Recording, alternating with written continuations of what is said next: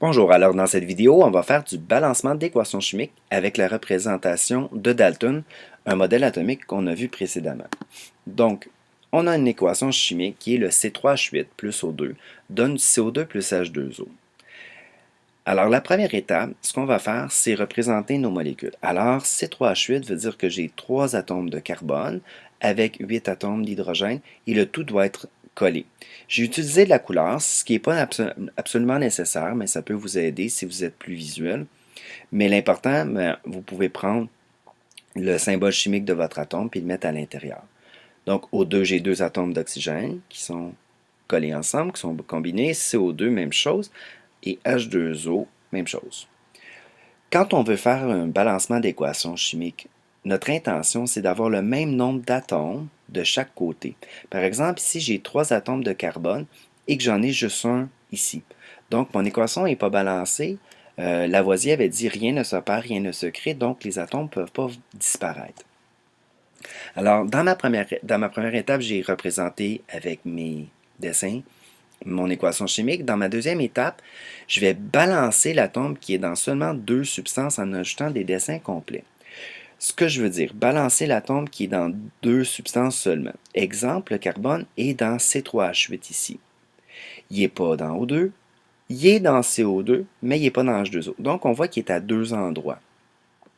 Même chose pour le H. Le H se retrouve dans ma première molécule, C3H8, et dans ma dernière, ici, H2O. Par contre, O, il est dans la première, il est dans au moins O2, il est dans CO2 et il est dans H2O, il est à 3 endroits. C'est pas une bonne idée de s'en occuper. Alors, exemple, j'ai 3 carbones ici. J'en ai juste un. Il m'en manque. Je dois en avoir 3 aussi.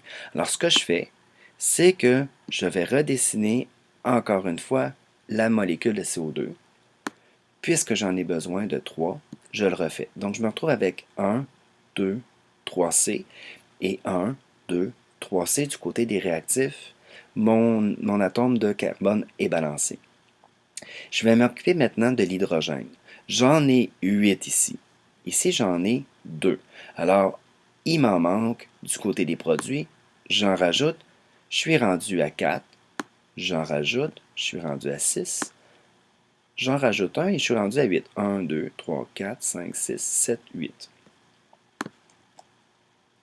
Maintenant, on va balancer l'atome ou les atomes qui vont rester. Donc, je ne me suis pas occupé de l'oxygène.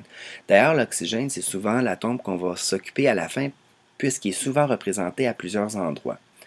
Donc, j'en ai 1, 2, 3, 4, 5, 6, 7, 8, 9, 10. Donc, j'en ai 10 du côté des produits. Alors, je suis rendu à 4, je suis rendu à 6, je suis rendu à 8 et je suis rendu à 10. Alors maintenant, tous mes atomes sont balancés. Ce que je vais faire, c'est mettre les coefficients. Les coefficients représentent le nombre de groupes. Ici, donc, C3H8, j'en ai 1. Je n'ai pas besoin d'aller inscrire 1. Il me manque mes dessins d'oxygène. On va aller les rajouter rapidement. J'en ai 5 groupes d'O2, donc je rajoute 5. CO2, j'ai 1, 2, 3 groupes. Donc, c'est le groupe total, hein, pas seulement celui qu'on a rajouté. Et H2O, j'en ai 4.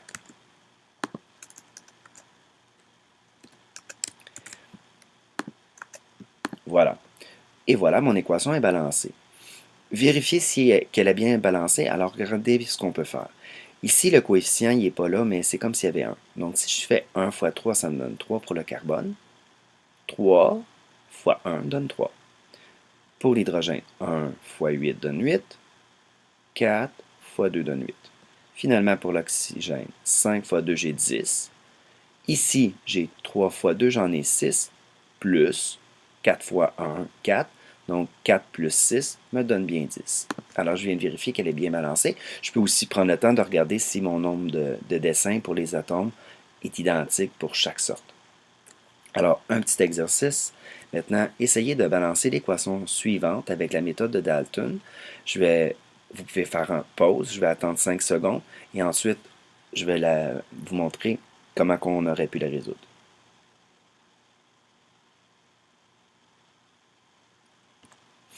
Alors, dans un premier temps, je représente avec le modèle de Dalton. mes différentes substances. Maintenant, ici, je vois que j'ai 2 fers ici, et le fer est représenté dans 2 endroits. Donc, je pourrais m'occuper du fer. Exemple, j'en ai 2 ici, il m'en manque. Donc, je rajoute. Pour l'oxygène, je l'ai aussi à 2 endroits. Par contre, j'en ai 3 ici et j'en ai 2. Je ne peux pas rajouter la moitié d'un oxygène parce que je rajoute mon dessin complet. Donc, si j'en rajoute ici parce qu'il m'en manque, j'en avais 3 et 2, je me retrouve avec 4 alors que j'en ai 3. Ça a donc débalancé mon Fe2O3, mais je n'ai pas le choix. Je vais rajouter Fe2O3 ici. Ce qui fait que ça a rajouté des fers effectivement, donc je vais être obligé de me réoccuper du fer. Je regarde l'oxygène. 1, 2, 3, 4, 5, 6. 1, 2, 3, 4. Donc il m'en manque un. Voilà, je vais en rajouter un. Je suis rendu à 6 oxygènes. Pour mon fer, j'en ai 4. 3, 4. Faites bien attention quand vous faites vos ajouts que vos atomes ou vos molécules soient vraiment bien dégroupés quand on rajoute le dessin. Donc, je me retrouve ici à voir